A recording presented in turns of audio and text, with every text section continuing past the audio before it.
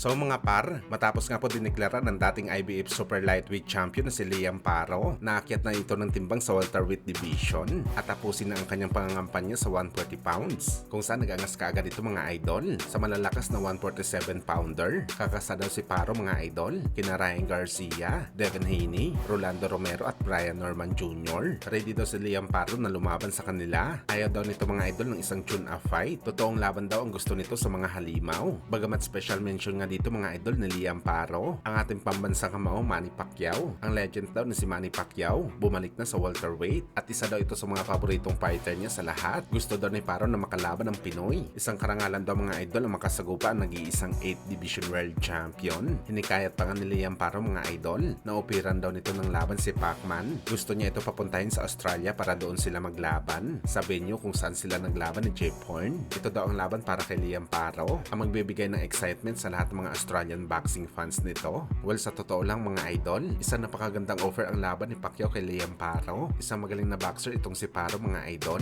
Pero para sa atin ibang level si Pacman. Maliban sa Amerika napapaldo si Boss Manny, hindi din talaga biro ang posibleng kitain ni Pacman sa bansang Australia dahil sa malawak ang fanbase nito doon. Minsan na lumaban si Pacman doon mga idol at napuno nito ang malaking venue. Kaya para sa atin mga idol, masasabi talaga natin na isang magandang offer ito para kay Pacman. Astig talaga si Manny Pacquiao mga idol. Matapos ito magpakitang gilas sa laban kay Mario Barrios, umuulan na ng malaking opportunity para sa kanya. Pero gayon pa man mga idol na kay Boss Manny pa rin ang huling desisyon kung saan ito lalaban. Sa Pilipinas ba? Sa Amerika o di kaya sa Australia? Kahit anong pipiliin niya dito mga idol, isang big event at super fight talaga ang laban.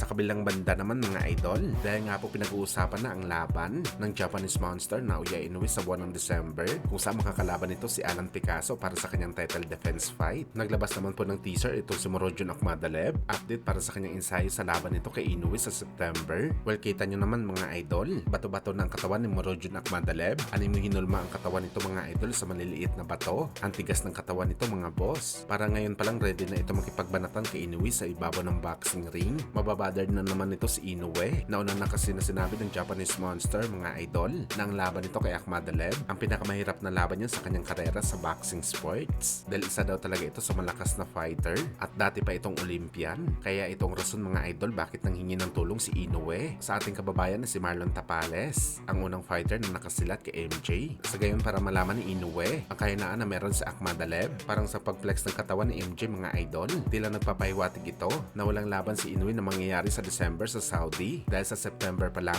ma-upset ang Japanese Monster sa bakbakan at mapilitan na makipag-rematch ito kay MJ.